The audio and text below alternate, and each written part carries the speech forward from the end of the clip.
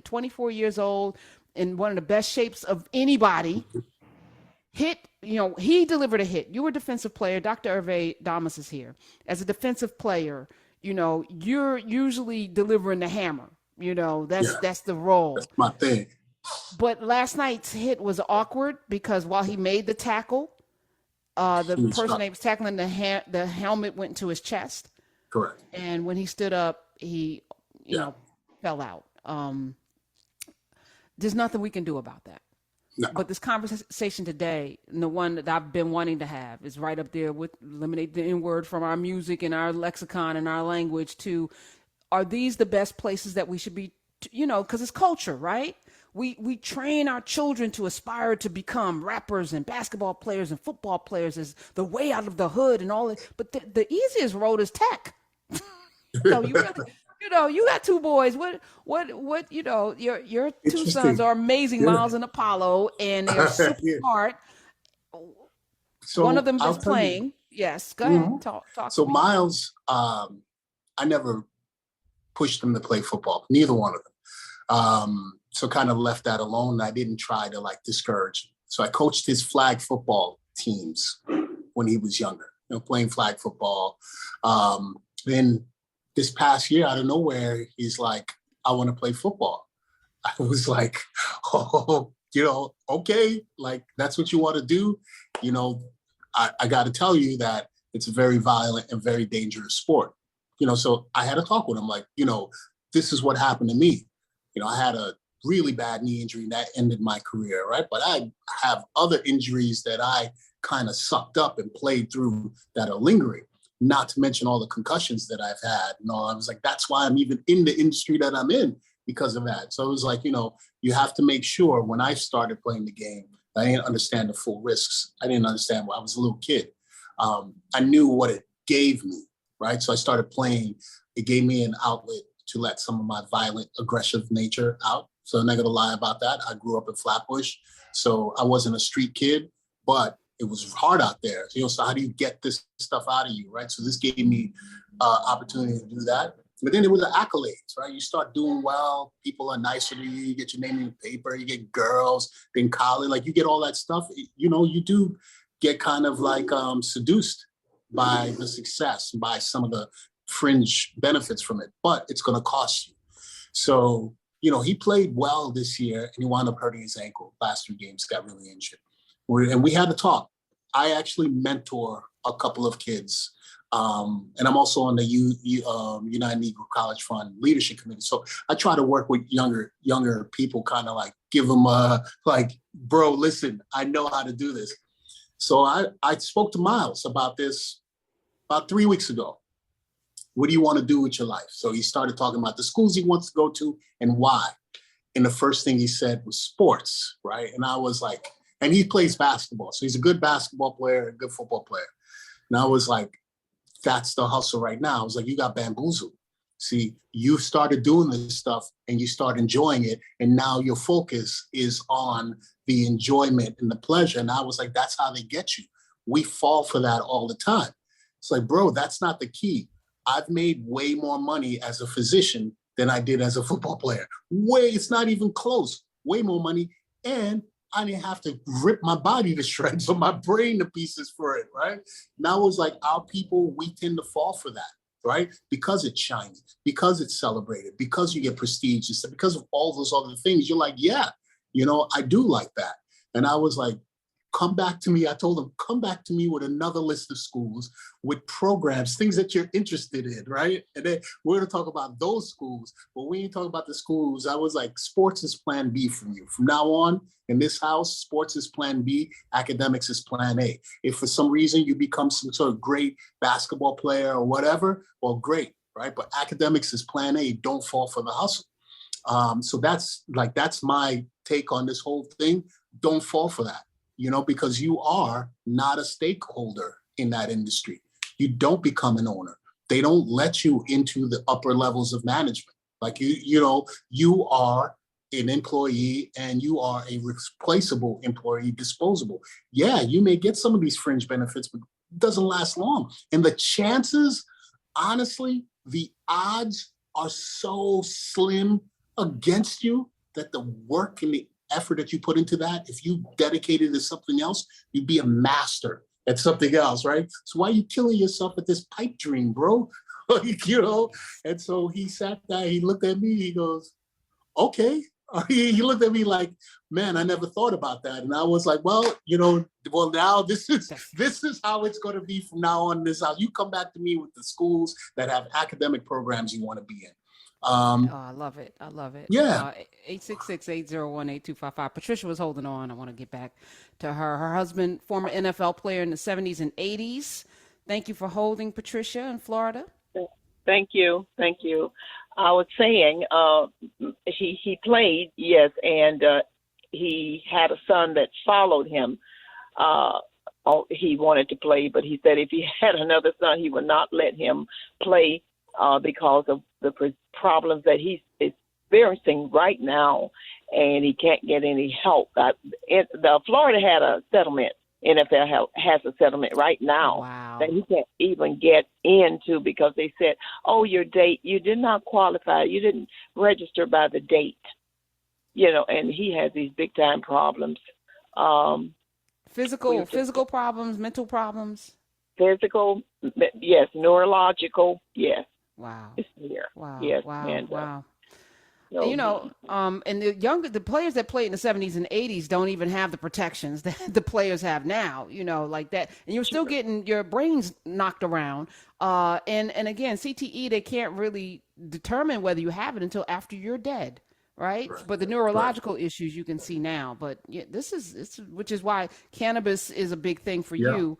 Pain management and all of that. Dr. Herve Damas is here. With that woman on the line, if she calls the office, I don't know where she is in Florida, but I can. Okay. Where she is in Florida, we have a number of the retired players chapter. So I'm the captain of the health and wellness committee of our chapter, which is the South Florida chapter. So there's a chapter in Tampa, Orlando, and one in Jacksonville. And ours here in South Florida. And what we try to do is, so for example, in my chapter, what I try to do is put people in touch with some of the resources that are available for former players, which is some of the health stuff, the mental wellness stuff, financial stuff, those kind of things, and try to connect them with some other people who can help them, whether you need an attorney to get on your case to help you do that, because they do put up barriers to get access to those funds that they, make release public relations notices about it, press releases. Oh, we have a $700 million settlement. For you to get that, you got to go through so much that a lot of people wind up just giving up. They get lost in the sauce, and it's like, yeah, there's $700 million out there, but guys are not touching it. And then, of course, there was the race norming thing that they did with the concussion, with the neurocognitive issues that, people don't make enough of a big deal about, but basically saying that African-American Black players were cognitively less developed to begin with. So when they took these assessments by the neurologists and they came out impaired, they would say, well, they started off lower to begin with, so they don't get the same amount of reward as their Caucasian counterparts. The more you talk, the more I'm questioning why anybody is supporting the NFL. Like that, that alone should be enough to be like, okay. That's right. Like, exactly. All that's right. For me, that was like, I can't do this. Like I said, the flavor of it, the how I feel dirty. Like, I know what's going on. Right. And, I'm continuing to participate in this stuff. I'm giving my eyeballs right there. Like, I'm watching this stuff. I'm promoting it. I'm like, so you'll never see me like social media post about a game, blah, blah. Very rarely. Like, I support Buffalo because that's where I play, but I love the city, and that city's gone through a lot. So, they've gone through a lot this year. And so I know these are the kind of things that can sometimes help a city. But overall, man, this is like evil corporatism. They need a reckoning on some other level. This is mean, big time, evil corporate America. If you want to know, like, some of the, nickel and diming people and, falsifying medical records, manipulations, those kind of things, like, this is the place that you will find it. And people Look, so I'll give you a quick anecdote. I had a young man. Allegedly, I just want. Yeah, I'll give you a quick anecdote. Young man spoke to me 2 weeks ago. He's trying to walk on to college that he's at. Why are you walking on at that school? Well, what happened in high school? Oh, I got hurt. Oh, I had an ACL surgery, and then I hurt my ankle, I had another surgery. So it was like, bro, that game has already taken pieces of your body, right? But you want to go back in? Like it's not enough. It will continue to take pieces of you the longer that you're in there. That is the God's honest truth. You are not going to walk through that thing and come out unscathed. It will take pieces of you. Now you got to make the calculus of how much you're willing to get whatever they're offering you. Because it might be a few bucks that you run through and now you're debilitated for the rest of your life. Right? With Which no is money, happening. with no money and money. resources. Yeah. Yeah. 866-801-8255. On the flip side, Hamlin had a nonprofit charitable foundation where he was raising money to give children toys. He had raised $2,500 on his own. By 4:30 this morning, that number is up to $3 million. That's awesome. Because it's like, we don't know what to do. What do we do? What do we do? Okay, I can donate money. That's something I can do to feel something, to feel like a human being. 866-801-8255 is the number. Go ahead.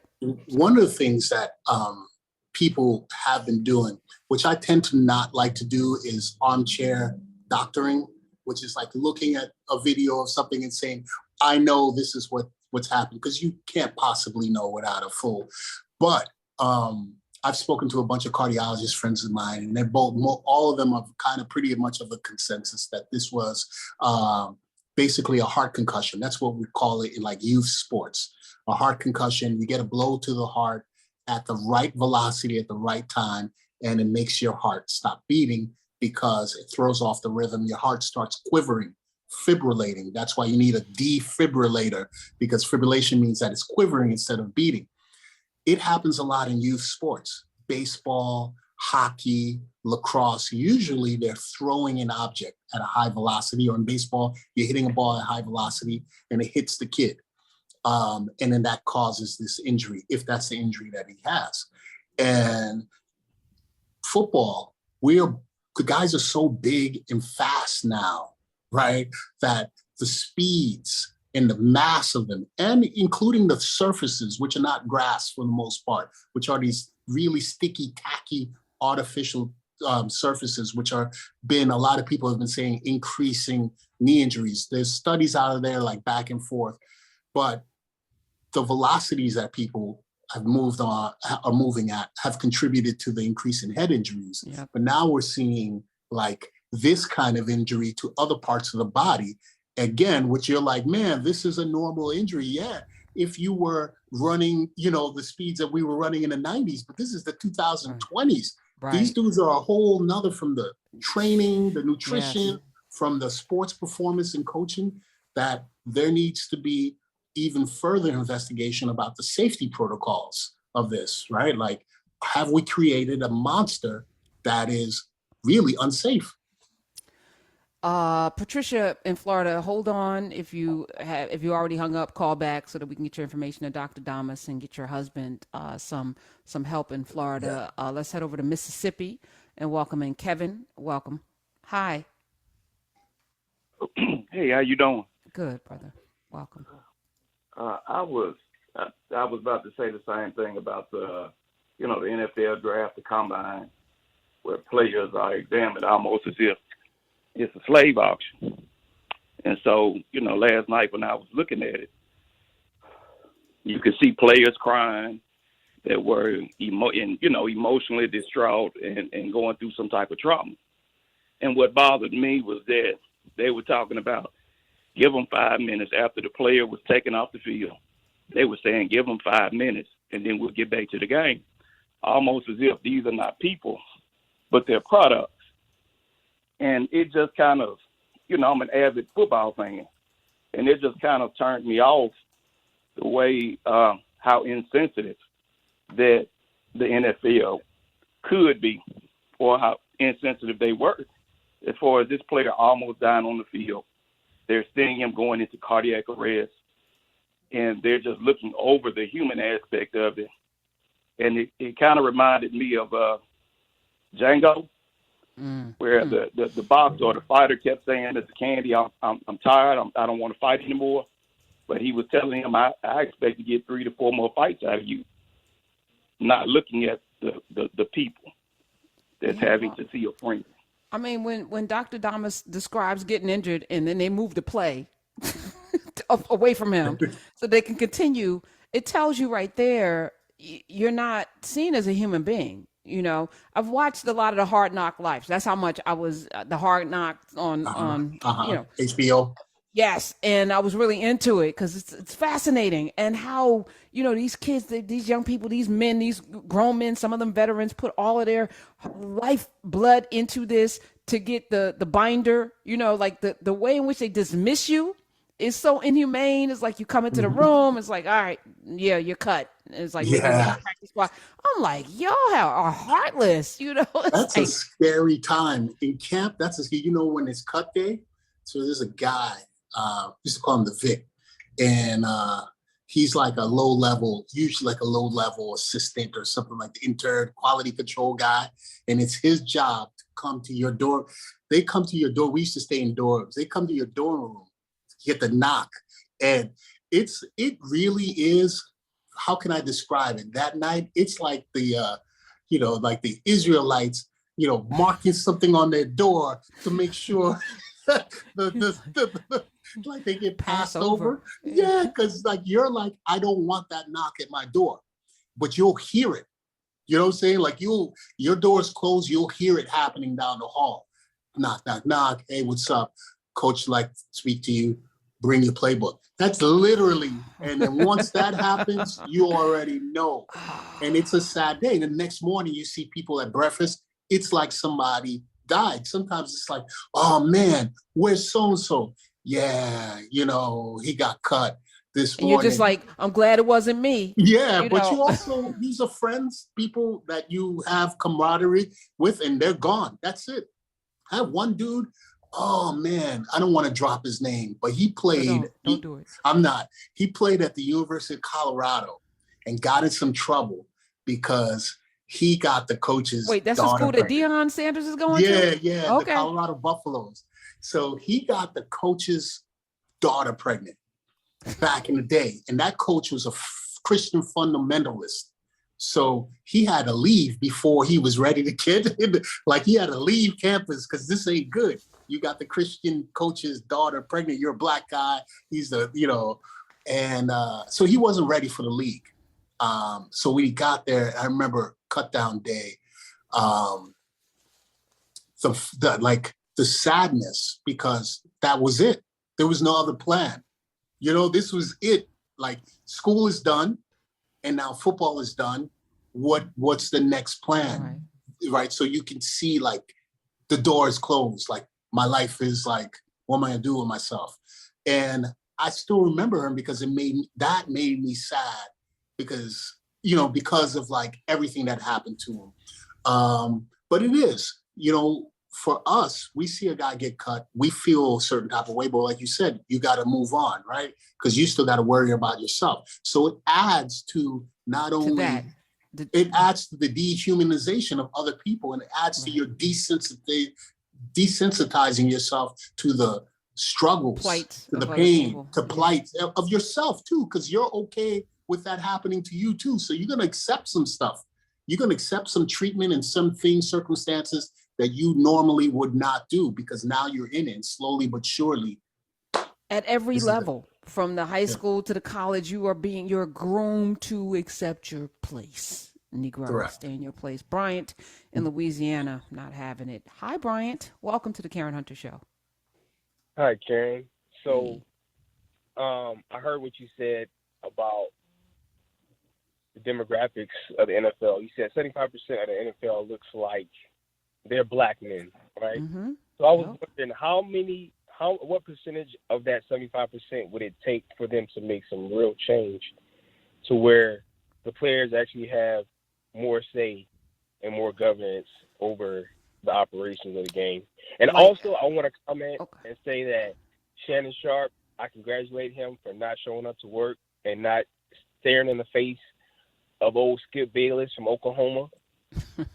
Yeah, because Shannon Sharp is free. You ain't really got to sit there. After that man disrespected him that day, I wouldn't have come back. Yeah, that I'm bananas. like, I gotta take this from this guy. Yeah, no, I ain't coming That's back. the craziest thing. Yeah. Like, you know what? You know what's crazy about that, and not to disregard Homeboy's question, was that's somebody, you're an outsider. Skip Gale is an outsider. Because if you were like, we don't do that to each other. You recognize, you know what I'm saying? Like, you never disrespect somebody like Shannon Sharp because you know how hard it is to do what he did.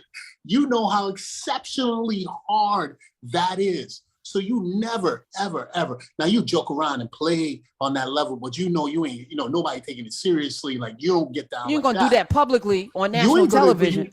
You would joke around and play with guys and say, "Oh man, if I got you out there, this is what I would do," and they'd be like, "No, you ain't gonna do that kind of stuff." But you would never say, "You suck. You ain't as good as." You would never disrespect nobody like that. But you're an outsider, and you don't know that, right? So you're trying to get into a space and discuss things and interact with people. You're a visitor in that space, and you're talking like one. Everything he does is like, "Yo, you don't belong in this space." The things that you say, his tweet last night. But you got to have the overseer. You got to have the overseer to keep the time. To keep the time. Herve Damas is here. Yo, and Brian, I'm going to answer your question because you asked a question that I ask myself quite frequently on this show. Like, what would it take? And if I were in charge, if I were the senior council of wisdom and they came and, senior council of wisdom, Karen, what should we do? I would take the highest, the team with the blackest people on it. And it wouldn't be Dallas because because their stars are not black enough. And when I'm talking black, I'm not talking skin color. I would take a team that would have like a Ed Reed type on it. You know what I'm saying? You remember, or Sherman, Richard Sherman type, a team like that. And you only need one team that's winning. And you gather there and you tell them we're sitting out one game. That would cripple. Just one team would cripple if everybody did it. One team would I think, be a shot across the bow. And then the next week, another team. So and have boycott. I will say this to that. You forget the business model that we've all willingly participated in involves a minor league football league, which is college football, which did not pay us, right? College football was something, they just started this NIL stuff last year. So for years, you got paid under the table. I mean, if you were good, you get a couple of bucks here and there. I'm not gonna lie, but I got a couple of bucks back in the day, but I was negotiating my own contract. I swear to God, when I was like, I reached a certain level, I was like, hold up, we need to talk. And they were like, what's the matter, man? I was like, I'm broke. That's what's the matter. I need to get hooked up. I got some jobs. Some of them were like no work jobs. You just show up and then like, you get paid. I got a construction all right, site. let's not get into all of that. There's no program at Hofstra would this work? This would not work because I remember Missouri. The Missouri team said we're not showing up until this president quits, and I was like, "Ooh, blueprint, hello," and the president quit, and why wouldn't it work? Yeah. Well, because I was, it was Missouri is they are a big Power 5 program, right? But their football team realistically isn't a big revenue maker like a lot of these Power 5 schools were. Like, which makes it even more poignant because they stood to lose $1 million that one Saturday. Yeah, so it was a small blip. Northwestern tried to form a union like 5-6 years ago. Remember that? They went to the National Labor Review Board and they weren't granted. There's a case right now in California where they are trying to say that the athletes at USC and UCLA are employees of the school, which would then give them certain benefits. But you got to think about it from college. All right, let's not, because we don't have a lot of time. Let's not talk about what can't work. What can work, to Brian's point. What can work? All right. So I think a couple of things. Number one is what I mentioned before. We need to stop putting so much of our intellectual property and energy, our soul and our spirit and our bodies into these enterprises, which chew us up for the most part. We know only the guys who make it big time. But for every one of those, man, there's 1,000, of guys like me. It's like 1 year, you're done. So we really need to kind of like reprogram ourselves into what our value system is, right? You want us to participate in this, really profitable enterprise, but we're not, stakeholders in there, and we're not protected, right? So, but we can get involved in other industries, and we do well, like in tech, in science, medicine, we can get involved. There's a great need.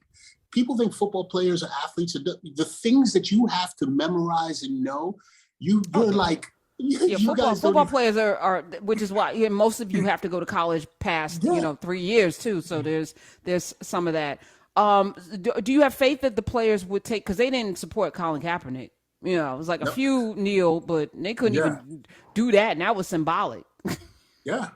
Well, because you're indoctrinated to not rock the boat, right? Right. So you don't have any faith that, to Brian's point, that there's anything that the players are willing to do to change the condition that they're currently in.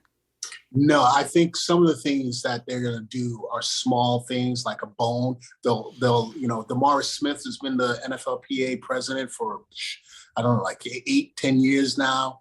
There's a new CBA up in like 2-3 years. And so they've had some small, because here's a simple thing that has never been done, right? Roger Goodell being the end-all be-all of all disciplinary things, right? It's a simple thing that they negotiated, that they're going to have an arbitrator. But if they don't like the arbitrator, it gets kicked back. If they don't like the arbitrator's decision, it gets kicked back to who? Roger Goodell, right? So he's still the end-all.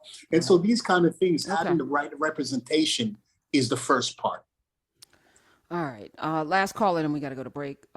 Joe and Callie, thank you. Make it pithy, please, and welcome to the Karen Hunter Show. Hello. Hey, Karen. How are you? And hello to your guests as well. Thank you. I'll tell you, my vigor for the NFL is just not what it used to be, and it really started with the Colin Kaepernick thing, and it also got reinforced with the need to protect Jerry Jones. The need to sweep Brett Favre stuff under the rug, whether he's sending dick pics of himself to Jen Sturger or now stealing money from people who actually need it. The same vigor. And remember, this is the same NFL, and I'm with the last caller who said, who was bothered by the fact that they didn't immediately suspend the game after, Hamlin got injured.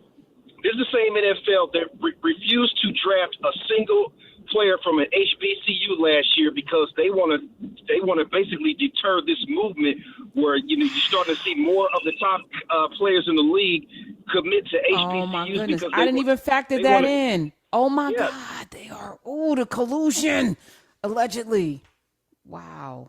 Not a single one.